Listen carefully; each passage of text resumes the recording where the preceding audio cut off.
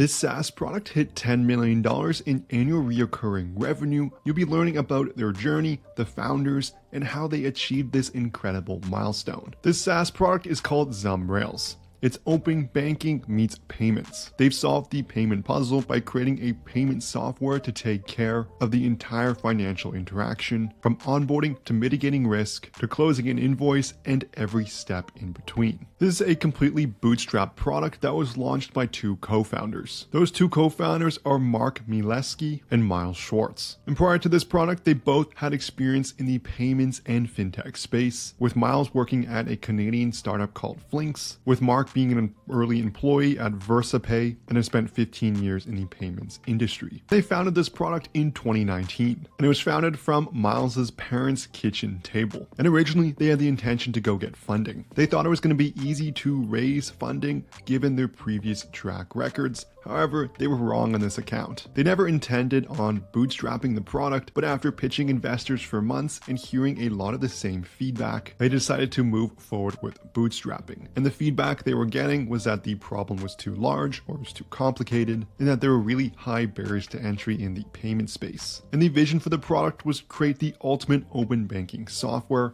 combining superior payments processing with the added value of security and data aggregation. And now they've grown to more than 30 employees and over 200 clients. In terms of the exact product offering, it's a payment gateway and ecosystem to its users. And this lets them process digital payments such as Interact, EFT, ACH, Visa Direct, and credit card, while allowing them to send and manage invoicing and subscriptions, utilizing customer aggregated data to prevent fraud, as well as verify and collect KYC data. If you've gotten this far in the video, I'm sure you want to build your own micro SaaS, and I have you covered with a complete step-by-step academy that's going to show you how to build, launch, and profit from your very own micro SaaS. There's a link in the description below, so make sure you check that out. Or if you're just looking for some free SaaS ideas, I also have you covered with sneaky micro SaaS ideas you can steal for free. There's a link in the description as well for this. In terms of the inspiration for this product, it was because they had noticed that funds were beginning to move faster and faster. However, the faster funds move, the more you need to account for risk, as moving money quickly is only a small part of the payment puzzle. And so they built software that helps to validate the individual, validate the bank account, and validate the key data points prior to moving the funds in real time to prevent NSFs and chargebacks. And so with this inspiration, the goal was to create a platform that merges everything a business needs all in one place to create a seamless experience. And Zum Rails can now replace as many as 7 different service providers that companies would have to use otherwise. So now that we know about the product and the founders, let's go into what their first year of business was like and how they acquired their first few customers. In terms of that first year, they spent a lot of it gathering feedback from the initial clients and the larger market about the biggest challenges in moving money quickly and securely. This included things like taking notes, how regulators and government bodies were approaching the standardization of open banking and instant payments. Mark and Miles also made sure they were building a strong foundation underneath them, as well as figuring out where they were going to eventually hire key talent and support the growth of the company. In terms of how they ended up finding their first few customers, they did so through previous relationships. Miles and Mark both had quite a bit of experience in the fintech space for years, so they were able to utilize this existing relationship base and help onboard their first few customers. And signing their first enterprise client came down to the ability to execute on extreme niche challenges that no other payment provider or fintech company was addressing. They built trust with their clients by listening and understanding their biggest pain points, and then by developing the technology to do so. In terms of further strategies they used to grow the business from there, they had to find organic marketing methods, as because they were bootstrapped, they didn't have a pile of cash to go and advertise with. So they used organic methods to help generate awareness and build leads into their pipeline. Miles took advantage of LinkedIn and started posting about their journey as bootstrapped founders. Many of the stories were centered around how they scaled Zum Rails, and several of them went viral. And when the optics around this product changed,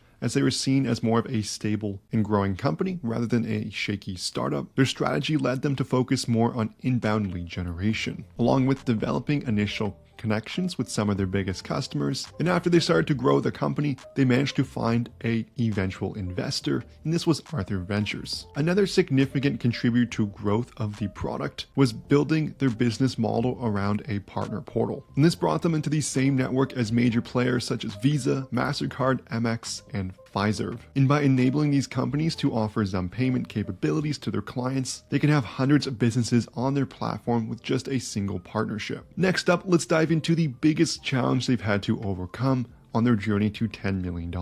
And this biggest challenge was attracting attention from enterprise level companies, as at the beginning they were just a startup that had been around for barely a fraction of the time that most of their initial target clients. This was also compounded by the fact that Zum Rails and the majority of their clients operate in a highly regulated financial services industry, where compliance and trust are critical to every customer and partner interaction. To overcome this challenge, they really had to demonstrate to prospects that they could deliver on the capabilities they said they could, and then leveraging each success story to help scale and grow further. Next, let's take a look at their significant keys to success. And that's really been that they've always been laser focused on changing the way the companies think about payments. From creating open banking instant payment capabilities at a time when the industry was still figuring out what it meant, to finding ways to work around their initial lack of funding, they faced multiple roadblocks that could have set them back on their work. But they're truly passionate about this problem, and it's really helped them push through those roadblocks. In terms of future plans for the business, right now they're focused on responding to increasing demand for new and enhanced payment capabilities in the US market. This gives them a whole new target base in which to target, as they've mostly created these for Canadian businesses so far. So this concludes the video on how this SaaS product hit $10 million